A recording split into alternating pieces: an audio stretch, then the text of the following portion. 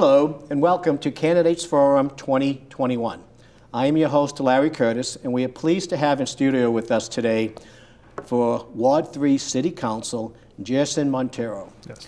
Gerson, welcome to BCA, and tell us in a few words why you believe you are the best candidate for the Ward 3 City Council seat.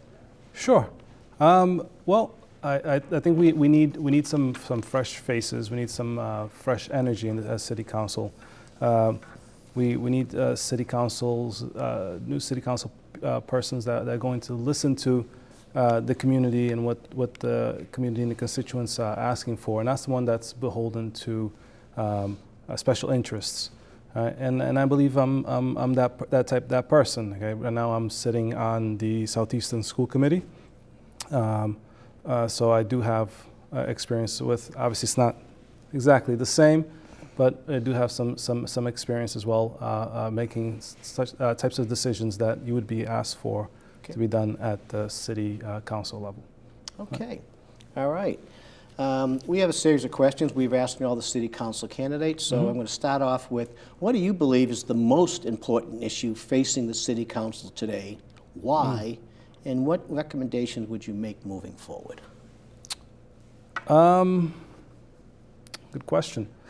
Yeah, for me, it's our housing issue.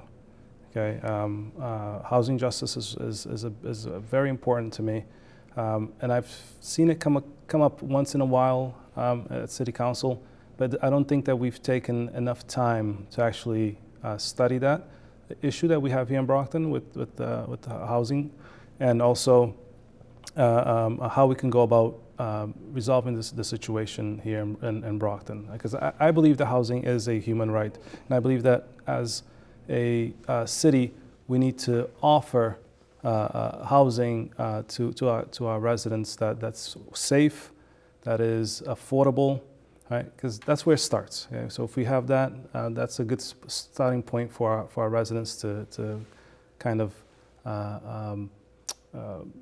be more, or have a chance to compete with some of the other folks around So a here. combination of affordable housing in addition to existing housing, ensuring that our community residents are feel themselves in a safe environment. Right. The plan that I've been looking at and is the Vienna housing. Explain that for us. Yeah, it's a combination of state, local, and nonprofit organizations that work together.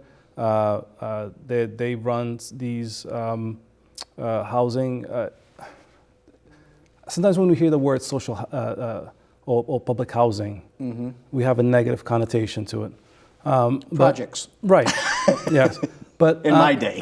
Right. Right. And when I was researching projects in social housing, public housing, the one that kept coming up was the Vienna model, where it will be a partnership between the nonprofit, the state, and the local level, where the state and the local level will subsidize the rent, but the nonprofit runs it, and everyone that purchases or rents is they're part of the decision making, right? And the city's just there to make sure that the rules are followed, that no one is being taken advantage of. Obviously, there are a lot more details that goes into this when it comes to how we go about paying for it and all that. But I think that's something that we can implement here in Brockton to give our residents a chance. And then in these housing, they're almost like blocks, but they're almost like small communities. Think about, so you'd have everything in there sometimes that you would need. So you'd have a kindergarten if it's a daycare if that's needed. Some other types of school clubs for both the residents, for adults, young adults, and kids. Religious institutions, depending on what different types of churches that could be right there for the residents. Restaurants, all that. So then they would have, and also parks and all that. And if you look at what the city's doing now with the development downtown and trying to connect all the green areas as well, you can put all that together to build a bigger community that's all, or small communities, I should say, and interconnected into a bigger community where everybody would have affordable housing. Well, the ones that need to could have the affordable housing, and especially now here in Brockton where rent is getting really high. And being a teacher, a lot of my students, that is the main complaints that when they come to me is that their family are having issues affording, being able to afford rent. Right. So, Okay. yeah. As a ward councilor, you generally are required to vote on issues in support of the overall city. Right, correct.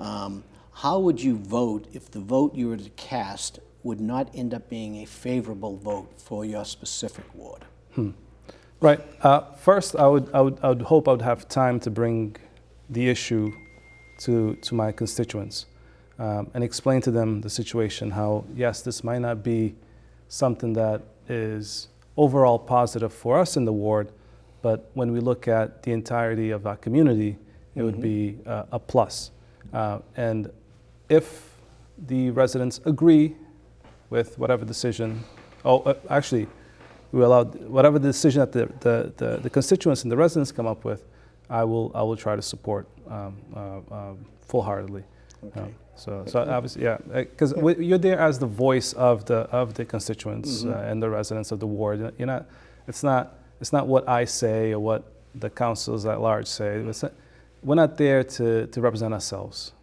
We're there to represent the populace, and that's why we should always try to bring the whatever issue it is to our constituents first. So taking the time to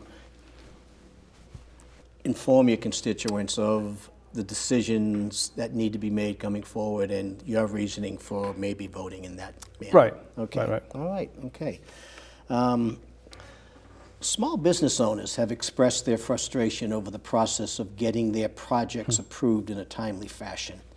Primary concerns tend to deal with the length of time it takes to get approvals from the different boards and city departments, which may have resulted in businesses taking their opportunities to other towns. What does the city need to do to change this process? Yeah, it was funny because I've been coming across this question, or this form of a question, a lot lately. I think one is we need to streamline our bureaucracy somehow, make it a little easier. Also, almost how we have the push for to purchase made in the USA. Maybe we should have a made in Brockton slogan type deal. So kind of advertise a little bit more, give us some incentives. Built in Brockton. Yeah, or built in Brockton, you know, so that we can give our homegrown businesses a chance to compete against some of these other folks and even other cities. Brockton being a gateway city, and we have the train station right here. We have 3 train stations right here. so we have access, right? So these businesses would have access. So we need to help our small businesses. They just should be able to be here, be in Brockton, compete with some of the other towns, and build the small businesses here in Brockton. But at the same time, we need to always support a type of economic development that's going to benefit the public as well. Not just think about the businesses, but think about how the interaction between that business, that small business, and the public, so that we create businesses that are supporting families or jobs that can support families.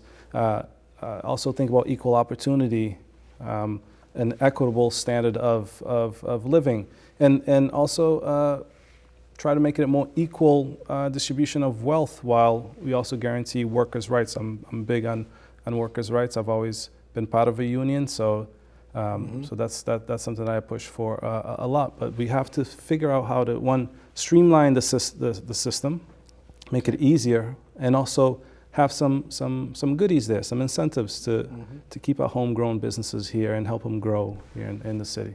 Okay. Currently, the positions for city council, mayor are basically elected every 2 years. Would you be in favor of transitioning to a 4-year election cycle? And would you also endorse these positions being what are considered part-time positions in the city council to ones of full-time positions? Yes, I would endorse both.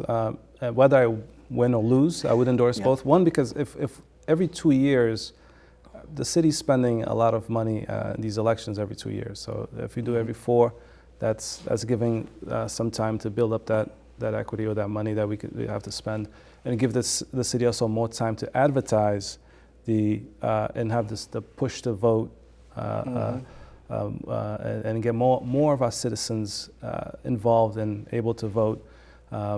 And the 4 years also would allow the city councils and the mayor to implement their plan without thinking. So if you think about it, you get in today, and then 6 months in, you have to think about running again for re-election. Sure. So if you have if you have 4 years, at least it gives you 2.5 years to implement your plan.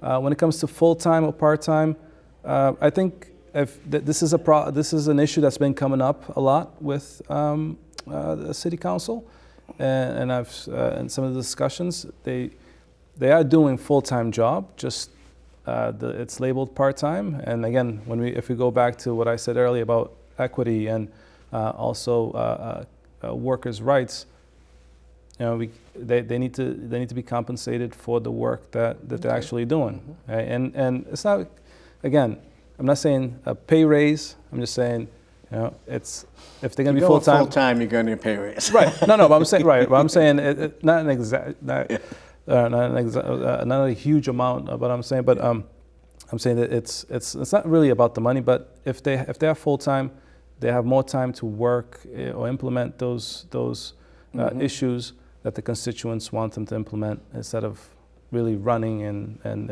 you're really running through issues one after the other. Okay. Our last question is basically 3 years ago, the city entered into a trash agreement that resulted in what are basically smaller trash containers. This decision resulted in homeowners having to purchase city-approved trash bags for any and all overflow. These bags have seen a 25% increase in cost after the second year of the contract. You can purchase consumer trash bags far less. Why is the city required to use specific Brockton bags and not a more affordable trash bag?